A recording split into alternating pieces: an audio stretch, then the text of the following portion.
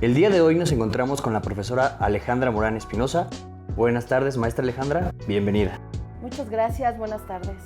Para nosotros es un gusto que pueda acompañarnos el día de hoy y para empezar la entrevista me gustaría por favor que nos comentara un poco sobre su trayectoria académica y laboral. ¿A qué se dedica actualmente? Bueno, realmente soy una profesora de tiempo completo desde hace 30 años en esta facultad. Aquí estudié, pero bueno, la vida me ha llevado a la oportunidad en algún momento, por ahí de 1992, a ser una de las primeras usuarias en la universidad y en esta facultad del Internet, del acceso a Internet que tuvo la universidad como segunda instancia en el país. Entonces, el hacer uso de equipos de cómputo con un perfil jurídico, por supuesto académico siempre y educativo, nos ha permitido desarrollarnos, aprender con la propia tecnología y los servicios, como ha crecido el ciberentorno en la actualidad. Y a la fecha nos dedicamos a partir del Centro de Desarrollo Tecnológico a la difusión de información simplemente preventiva para los usuarios, educativa, desarrollo de artículos, docencia y bueno, incluso asesoramiento a desarrolladores de software y todo este tipo de nuevas profesiones que se han desarrollado a partir del crecimiento del Internet. Ok, perfecto. Hablando un poco desde su trayectoria y toda su experiencia, ¿quién cree usted que son las principales víctimas de los ataques cibernéticos? Bueno, víctimas todos. No hay realmente... la diferencia es por épocas y es por tipo de ataque y hay oportunidades que lo facilitan. Pero en realidad tendríamos que hablar de grupos vulnerables. Los grupos más vulnerables, como en la vida cotidiana, son los niños, niñas y adolescentes y las personas de la tercera edad y todas aquellas en ese rango de edad que no estén muy alfabetizadas al respecto. Entonces, todo el mundo termina convirtiéndose en una víctima. En orden de prioridades, si fuera necesario hacerlo, tendríamos que pensar en ese orden. Niños, niñas, adolescentes, tercera edad, viene otro sector, otro factor ahí muy preponderante, que son las pequeñas y medianas empresas y en último lugar los gobiernos. Realmente todos somos vulnerables. Ok, perfecto. ¿Y qué prácticas o consejos podemos ejercer como cibernautas de manera responsable hacia nosotros y hacia la universidad también en este caso? Bueno, yo he diseñado para los eventos académicos en los que participamos como CDT, como institución, incluso fuera de la UNAM o en representación de toda la UNAM, con un ABC, como el ABC de, los primeros auxilios, el ABC, el aprender, beneficiarnos y crear conciencia. Todo esto tiene implícito no solamente el uso de la tecnología como tal, considerando que hay un sector de edad, las jóvenes generaciones, que tienen la habilidad desarrollada, pero es lo único que tienen. Entonces, la alfabetización, y ojalá algún día fuera necesario, bueno, ya lo es, pero que fuera realidad, el acompañamiento gubernamental. Entonces, la lectura y el aprendizaje multifactorial es lo que más nos previene. Si compramos un dispositivo, normalmente no leemos el manual y ese es el primer problema. Simplemente queremos usarlo. Si queremos usar una aplicación o una red social, descargamos y le damos clic, clic, clic, clic a todo, aceptamos y estos son contratos completamente jurídicos, son contratos de adhesión donde estamos comprometiéndonos a hacer algo o a no hacer algo y no entendemos y a veces ni siquiera leemos. Así que eso nos compromete y nos compromete con iniciativa privada. Entonces ellos pueden poner las reglas que quieran. Así que eso no lo entendemos cuando sufrimos una vulneración o no nos parece alguna forma de trabajar de la red social. Entonces, esto es lo mínimo que tendríamos que hacer, pero hay un punto más y es el más importante. Todo esto está ya dentro del mundo jurídico, entonces leer un poco al respecto, entender que más o menos está regulado como negocio, como red social, como derechos humanos en el ciberentorno. Todos existen y aun cuando no todas las leyes los tienen estrictamente considerados, muchísimas de estas normas mexicanas ya consideran la seguridad de la información de todos los mexicanos, independientemente del tipo de persona que sean, física, moral, etc. Entonces, aprender que también hay regulaciones que además hay que respetar, no solamente entender. Vamos, el uso responsable, la cultura de la legalidad y a veces del civismo digital tendría que prevalecer en este orden de ideas. Ok, por ejemplo, con esto que nos comenta, ¿usted conoce algún caso de alguna persona que haya sido afectada justamente por no leer estos temas de privacidad, estos temas de que no vemos al descargar una aplicación al no leer algún tema, algún instructivo? Los conozco peores y los conozco dentro de la facultad, en empresas privadas, desarrolladores de software, propiedad intelectual o gobiernos. ¿En cuál les gustaría saber?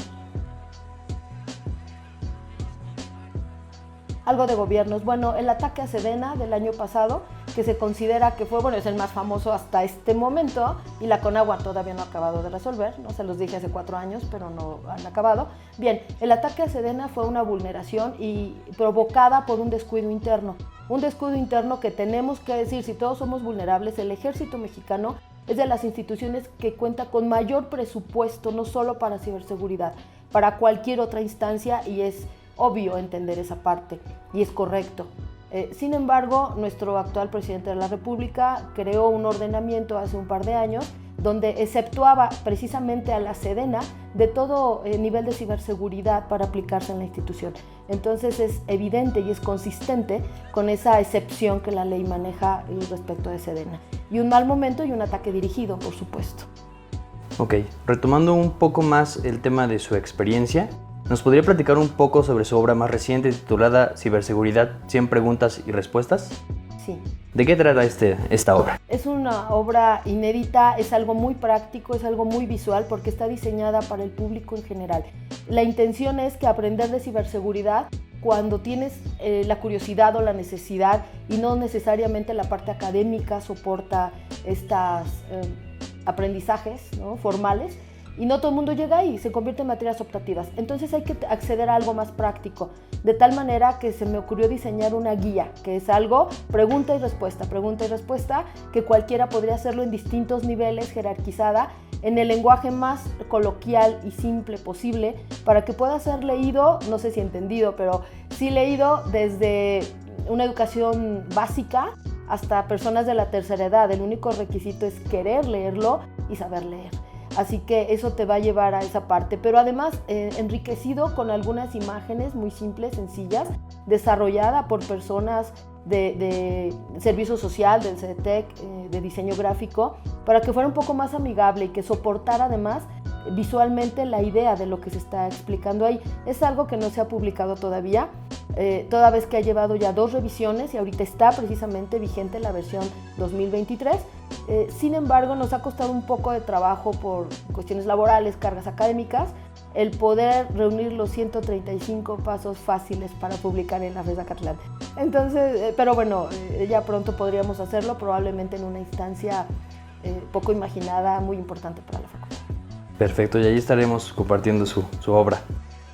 ¿Cómo podría aplicarse el derecho informático en aspectos de la vida profesional cotidiana desde la perspectiva de los usuarios?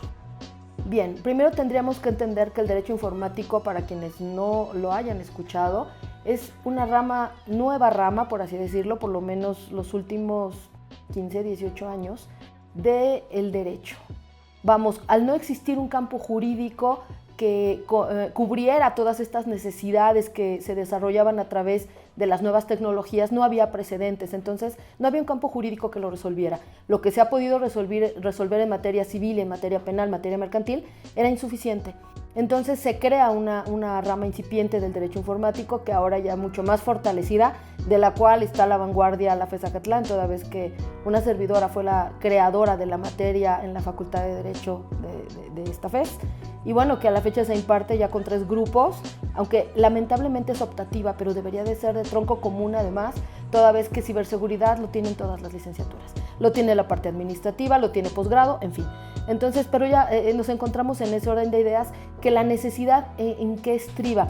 Bueno, hay negocios, incubadoras, hay áreas de oportunidad, hay relaciones personales, ocio, propiedad intelectual, por decir los principales, y 2 muy destacados, que son la figura de los influencers, que también se manejan con contratos informáticos muy estrictos que no da ningún otro contrato, y además la parte del uso irresponsable, que nos lleva en vía directa a la materia del ciberdelito o del delito informático, como decimos en México.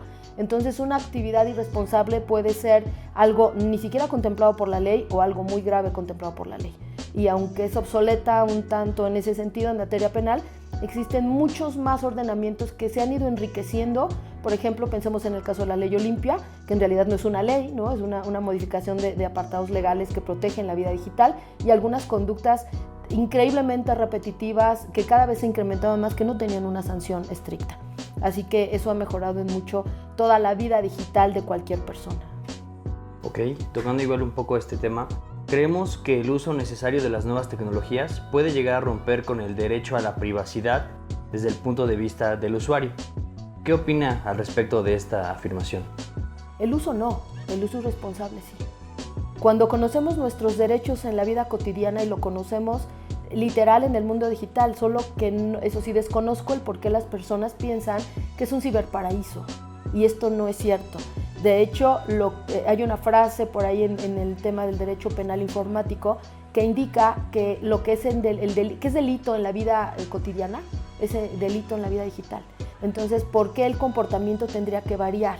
El comportamiento normal, cotidiano, correcto, socialmente adecuado, que todos los mexicanos esperamos. Así que, en este sentido, pues bueno, definitivamente tendríamos que aprender que no tendría por qué haber diferencia, y que cualquier usuario, incluso desde la minoría de edad, podemos irle guiando con estas pautas para que tenga también, más allá de los libros de texto, ¿no?, los anteriores o los actuales, que tenga una guía de acompañamiento digital que además es responsabilidad de los padres, responsabilidad legal. La custodia en el sano desarrollo de un menor de edad tiene que ver con el mundo digital también, y no usarlos como las nuevas niñeras. Entonces, hay una serie de factores que enriquecen esta parte que sería obligado para todos en ese sentido. Ok, perfecto. Para cerrar, ¿qué consejo les daría a los jóvenes que quieren adentrarse al mundo de la ciberseguridad? Bueno, entender que hay 3 niveles de seguridad que se deben aprender y que se deben custodiar, y que no todo es obligación del Estado. El Estado es incipiente en ese sentido y a veces junta brecha digital con brecha generacional, como en este momento. Y todos los avances que se hayan tenido en materia regulatoria que da seguridad jurídica a las temáticas, pues lo complican mucho. Así que tenemos que tomar nuestro propio esfuerzo de la mano con todo aquello que tengamos que hacer, lo que sea necesario. ¿De qué depende? No depende del usuario. Primero, sí depende de su decisión. Me quiero proteger, así como ponemos salvaguardas en casa, alarmas extras a los coches, perros entrenados, en fin, salvaguardas adicionales que el gobierno no nos puede dar. Aprender todo lo que quieramos aprender de manera seria, leer los manuales, concientizarnos para prevenir, no aprenderlo hasta que ya tuviste un incidente de seguridad y necesitas ir a un ministerio público a denunciar y ni siquiera tienes idea de lo que puede pasar. Y en la facultad es lo mismo, si no somos usuarios responsables, no lo vamos a hacer como estudiantes responsables o como docentes responsables, y tampoco está todo a cargo de la universidad. Por supuesto, hace su parte y la hace de una manera muy robusta, pero es impresionante saber que cómo puedes alfabetizar a alguien que no quiere ser alfabetizado, a obligar a alguien a que tome una materia que ni siquiera es obligatoria y que necesita todo el mundo, o a que respete la red, o respete el equipo, o respete la forma de comunicación en las redes institucionales, sociales institucionales. Es una decisión del usuario el ser responsable o no, dentro o fuera de la universidad. Recordemos que como el usuario habla, el usuario es. Entonces, ¿por qué tener 2 caras o más caras? Una dentro de la universidad, una en casa, o varias redes sociales habla de muchas caras también que tienes que ocultar. O afuera, o la del trabajo, ¿no? Cuando pides trabajo, tu red social para trabajar. En fin, ¿por qué tendría que ser de esa manera si no tienes nada que ocultar? Y aunque haya cosas que tengamos que ocultar y proteger, identidad, reputación, ¿cuánto vale su reputación? ¿Cuánto vale su identidad? ¿Cuánto vale su información? No importa, la que sea. Toda la información vale. Si no estamos prevenidos, concientizados, alfabetizados, no tenemos nada. Entonces estamos navegando sin una sola salvaguarda y es insuficiente lo que el Estado nos pueda dar.